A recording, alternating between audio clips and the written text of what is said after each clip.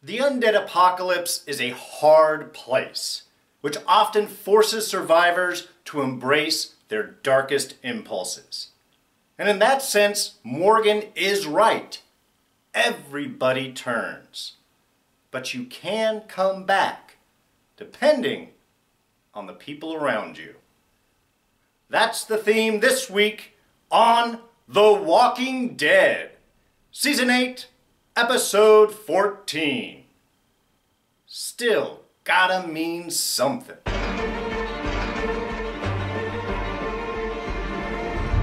Hey everyone, D here, and welcome to this week's review of The Walking Dead. So yes, spoilers are shambling slowly towards you. Alright, but turning, as I mentioned, kind of the theme this week. Now when we normally think of turning, of course, especially in The Walking Dead, we're thinking walkers. You get killed, you turn into a walker, you go and you hunt the living. That's the repeating cycle. And certainly what Morgan seemed to imply when he was speaking to the saviors in the old bar. But not really exactly that in his mind, because he's mentioning, I can't die, you can't kill me, I don't die, everybody turns. But in this sense, he's really talking about darkness, turning to one's darkness, embracing one's dark side.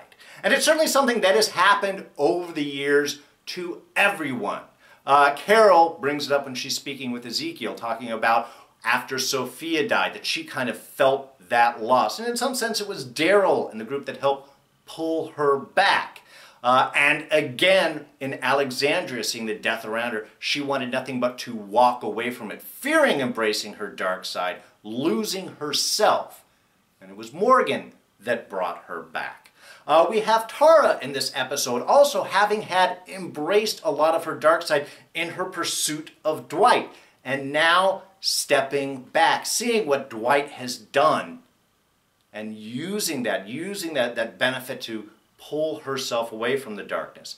Henry, of course, one that we have had worries for over the past few episodes, going a little crazy, kind of following Morgan's steps into darkness and being brought back himself. Why? Because Carol went after him despite her fears, going after him and bringing him back, showing him that there is a lighter side, which had a real interesting effect after Morgan's whole adventures when he comes back and explains about, I killed the person who killed your brother.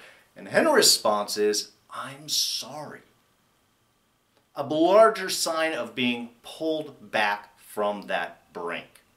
But coming back is obviously not an easy thing, and there are those who have fallen in towards darkness, who has succumbed to those darker impulses more than once over the years. And we are looking primarily in this episode at Rick and Morgan, who have both had their own journeys of embracing darkness and stepping back, and now both kind of falling into the old trap of reacting to the darkness in the world by enveloping the darkness within themselves.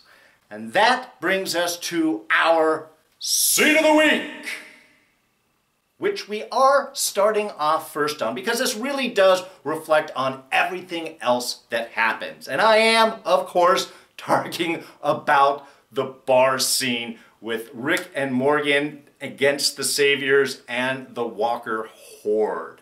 And I gotta say, in many ways, I didn't like this scene. It bothered me, and really more from a character standpoint than a construction standpoint, because where Rick went in this, again, he has had his journey. Morgan and Rick is kind of perfect together in this scene because they have both really dived deep into their dark sides over the years and have had the opportunity many times to pull themselves back, have come back in some ways.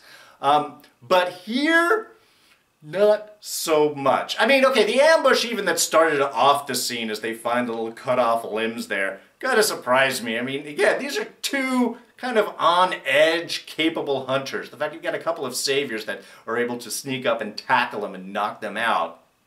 was a little tough for me to buy, but I'm going to go with it because it does bring us to our big moment. And we are seeing the saviors here, kind of like Alden had implied towards Rick before he left, debating what it is that they should do. Not necessarily embracing the whole savior idea. We do have Red Hair, who is always causing problems. I'm kind of glad how things ended out for him. But we get this debate. Dead weight, people that get wounded, do we leave them behind? Do we support the people around us? Do we go back to Negan and the Saviors, or do we have other options? And of course, this is where Rick wakes up and sees this. And when he starts with his offer that there could be something different, that we could take these people back to Hilltop, we could show them our doctor, he's using the words that Alden had said to him. And it bothered me a little bit, but I was kind of going with it because it seemed to jump for Rick in this sense. He is avoiding facing a lot of the realities. This is what he was dealing with. He was talking with Michonne beforehand. Again, who has also faced her own darkness. And it was Andrea that helped pull her away, which is how she really knows what Rick is going through. She lost a kid also. That pushes you down a dark road. And I've been expecting this to happen with Rick. So when he starts with the offer, it sounded a little off, but hey, maybe he is seeing things. Maybe he is going with them. And then when we have the Horde come in, and they kind of summoned by Morgan there when he starts yelling out, "Everyone turns! Ah, you can't kill me!" Yes, loud voice that is bringing in the walkers. Probably his intention there. But it all falls to hell. And Rick convinces the saviors, "Let us go, we will fight with you." Okay, this seemed like we're moving forward. That Rick is embracing the ideals that Karl tried to impart on him. Because it seemed like he had read the letter, which I loved, also stacked on top of Negan's bullet letter, and then Negan's letter right underneath it. But obviously not, as things go down. And it was, the turnaround there was really shocking because they're on the same side. And we have a savior that saves Rick right there. And he totally deceives him. It's like, "Oh, we're running out. You guys go ahead. We're going to reload." And he gets that look over with Morgan like, "We're doing our plan, right?" And boom, first thing is kills the guy that just saved him. Come on, Rick. That's why I gotta say, that really bothered me. Yes, he lied. But that's not, he gives the line. "I'm giving you my word after everything that has happened here, after there's nothing is worth much in this world except a man's word." That's still gotta mean something. But for Rick, that doesn't mean anything. His obsession is all-consuming. It's exactly what happened with Morgan. It's exactly the dark road that he had fallen down himself. Which means when it gets to the end, and after he does kill the savior, even the dead guy telling him, "But we could have moved on, we could have gone back, we could have worked together. I lied." Bam! Then Rick has a little moment of thought back. A little moment possibly of regret. Is when he asked Morgan, "Why did you save me? Why did you do that? After all that had happened, you could have left me, you could have gone." It's like seeing this now, it's like rewatching the scene that he just went through. "Why did you save me, Morgan?" And Morgan's line, again, ties everything back to the beginning. "Because my son was there." That is the only reason that I was looking for a higher ideal, to try and impart a better world on the next generation, which is what Rick had tried to do back at the prison with Karl, after he saw Karl slip into the dark side. "Take his gun, we're going to teach you to plant crops and raise things and be good to people, and we're going to welcome in our previous enemies." The lesson that Karl has been trying to convey to Rick. And that's another reason why it kind of annoys me, because we understand that Karl's loss is supposed to have a big impact on Rick, on the stories, on everything moving forward. And yet, for the past several episodes, Rick has done nothing but kind of push back and ignore all of those lessons that Karl was dying to try to convey to him.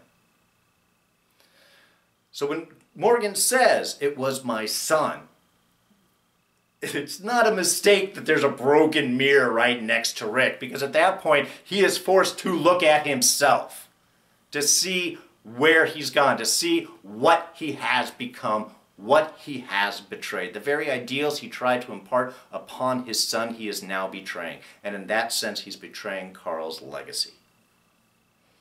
So it's good that he's able to go back finally and read the letter and maybe start to embrace that ideas, that mistake. But really, this whole arc, in order to do this, it annoyed me. Why does it have to go that far? Morgan himself, why does he have to cascade really kind of at it? I mean, he's gone far enough. This is probably what he needed to do. That pursuit of Henry, thinking that Henry is dead, that he has to kill the saviors because that's what he's supposed to do. That was his job. Now, the one good thing about that entire scene now is Red Hair's dead. And, okay, being trapped behind a door while Morgan holds him in place so he can't escape and the walkers can come and get him, harsh. I almost felt bad for the guy. Almost. I didn't. But I almost did, because that's a rough way to go. And certainly there was that nice shot as he falls out of frame. Everything is kind of gray and brown and black, but we still see right at the edge of that screen the wall of the back, which is all red. Very significant of what is happening to old Red Hair there. Again, he has a name. I don't care about it. He's dead now anyway. But even that seems to finally affect. When he does get back and sees Henry, though, actually alive, Henry, whose ghost has been haunting him this whole time. When we reach out, get a touch. You're actually there, right? When he says, "I've killed the man that killed you. I've done my thing. I did the revenge, what you were out to do." And Henry, who's of course gone through his whole horrific experience and is happy now to come out the other side. That simple line, "I'm sorry." Morgan, not ready to hear, but perhaps at the end he is, because that one quiet moment where he does sort of drop into tears, perhaps he is seeing that darkness, that path that he has embraced too much, and may finally give him a chance, the people around him, to finally help pull him back. Of course, someone else stepping into darkness this episode is Jadis, who's got her hands on a Negan and is looking for some revenge. A nice opening scene with her. Like seeing the kind of immediately after effect of Simon's attack on the rest of her people. And I was confused for a moment about the guy that she pulled out and buried. Like, why are you doing that? But I think the point there was to claim all of that blood as her own. So when she was seen by the Savior, there wasn't a body there and her, and they might think, well, there's two people, there's enough blood, maybe we should just plug both of them just to be sure. I think that's where she was going with. And she does a great dead face. Didn't move when the guy spit on her or nothing. But now she's got Negan. And it's a great scene. She is going to embrace her dark side in with this, and it's oddly Negan that brings her back. And we get to see a little softer side of Negan, a little, I don't know, honest side. We find out about Lucille. That was his wife who asked for nothing but got him through his life. And now, in the undead apocalypse, the Bat gets him through, which is why he named her Negan, and also highly attached to it. I mean, we saw his reaction when Rick set it on fire last week. But now the chance of it being destroyed by Jadis really affects him. And I think, again, that's part of the emotional connection that brought him and Jadis together. She had the pictures, the things that were important to her. All that she has left of her life. Negan has Lucille, all in a way that's left of his old life, the one thing that she has to hold on. So the two of them, again, interesting connection. It took me a moment, and this, I'm not sure if this entirely worked as an edit, but I guess when he kind of crept himself away in that one scene, he got to her bag, and that's how he got the pictures and the flare and the gun waiting for her to come back. Though it looked like the way he was tied up, it looked like he could just kind of slough out of that. I didn't totally buy all that. If he's got all of these things, how he couldn't get himself out. But again, not really the point of this scene. The point of this really is on Negan's side is the contrition. The admittance of mistake, that this is not what he wanted to do. And in some ways, this is where Negan has an advantage over Rick. Because Rick's downside was he was lying. He would totally deceive the Saviors. He totally said what he needed to do in order to accomplish his own goal. Negan doesn't lie. I mean, yes, he's the antagonist, he's the bad guy, but he does have a certain code. And if you think back, tell me of a time where Negan actually lied to someone. It's quite the opposite. He is very clear about what he means and what the truth is. And I think this really plays out well for his connection with Jadis, because yes, he's on the downside, and then he makes a promise to her, she lets him go, and he honors that agreement. He may have, I wouldn't necessarily say an ally coming forward, but there is kind of something that may exist again between them. Like you said, I'll come back later. Maybe you'll have changed your mind. So it was a real interesting scene there of seeing how Jadis and Negan kind of had similarities there. There was sort of a mutual respect.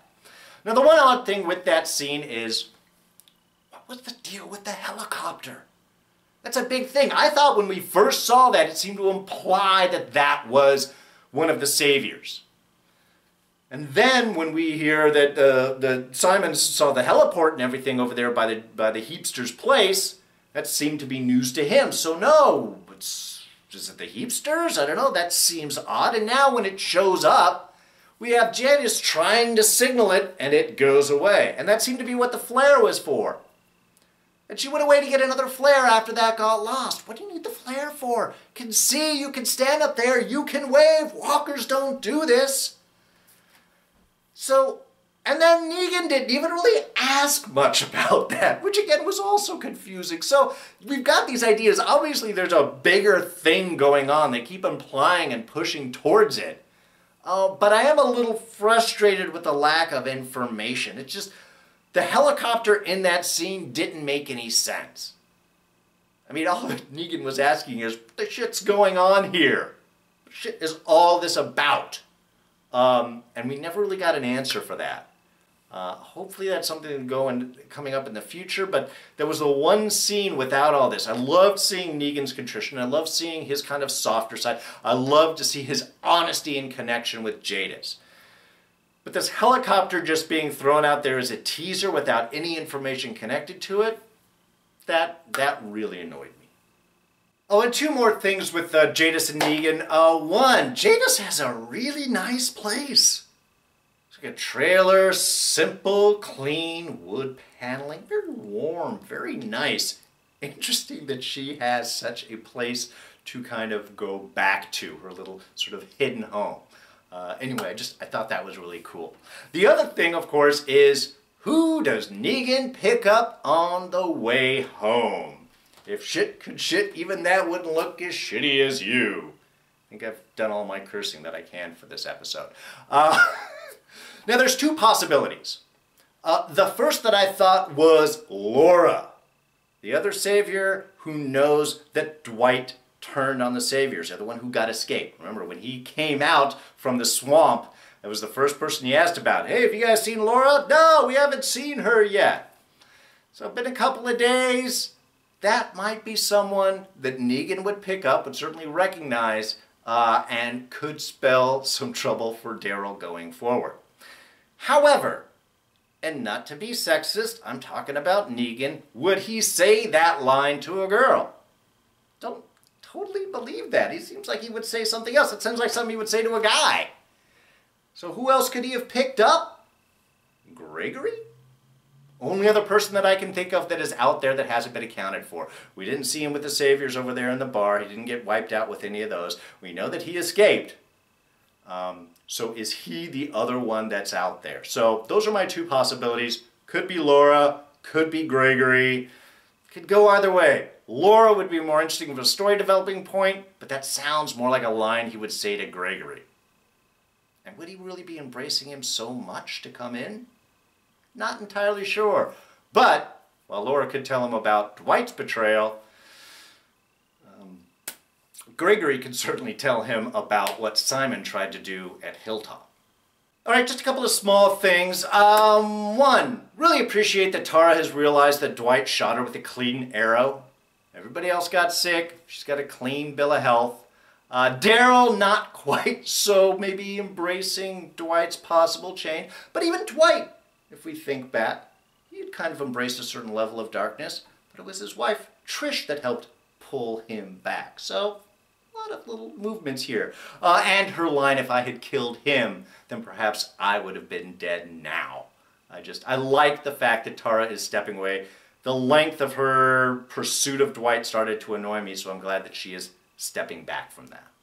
And some great moments between Ezekiel and Carol there also. Interesting in dealing with the whole fear thing, because yes, even Carol admitted she was afraid to go after Henry. Great to see what might happen, afraid of losing more people. But the label of coward doesn't really ever fit with Carol, and I'm glad Ezekiel sort of corrected that at the end. Because cowardice is embracing one's fear. Courage is not the lack of fear, it's acting in spite of it. And kind of two opposite things. Fear is an important thing to keep alive. It's just what you do with it. Do you use it to drive you to still continue forward, have courage, or do you succumb to that fear and thus cowardice? Also, loved when Morgan almost took out Rick there for a moment, and the acknowledgement of, I'm not right. No, you're not, Morgan. This has been the problem these past few episodes. I'm hoping after this, he might have gotten past that. The bullet maker, Eugene. Rosita and Daryl now have their sights on him. I like the fact that that Rosita realized, oh my God, they do have sources, the Saviors do have sources for ammunition. And also the idea at the end there, we don't need to take out the equipment, we just need to take out the man. And honestly, as much as I kind of like Eugene and I'm hoping that he turns back, that's all I was thinking about. Hey, you see him, this would be a perfect sniper shot time. Clear up that problem. Alright, well I think that pretty much covers everything. So only 2 episodes left in the season. We've got next week and then on the 15th. And what it looks like is we're going to have an hour of The Walking Dead, and that will be followed by the premiere of Season 4 of Fear the Walking Dead. And since Morgan is our transition character, I'm kind of getting the feeling that is literally how we connect the two, is Walking Dead ends with Morgan leaving there, and then Fear picks up following his journey, and it's through him that we run back into the rest of our Fear group of Alicia, Nick, and Mom, and Strand, and all of that. So that's sort of my guess is how we're going to do it. It's going to be a back-to-back episode, so we'll get 2 reviews that night. That'll be exciting. I really hope Season 4 is good.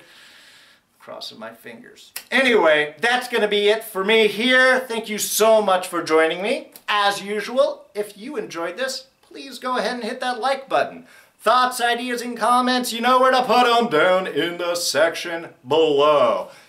Anything grab you on this episode? How do you think of Morgan's change? And has Rick finally snapped back and is going to start embracing some of what Carl has been trying to pass on to him? You know, let me know. You can always catch me on Twitter and Instagram. I am at Darren Jakes. Please subscribe, quick and easy. Go ahead and hit this button, and I'll throw up a couple other videos you can check out there, and hopefully you'll enjoy those too. Anyway, that's going to be it for me. I'm D, and I'm out of here. Catch you guys next time. Bye-bye.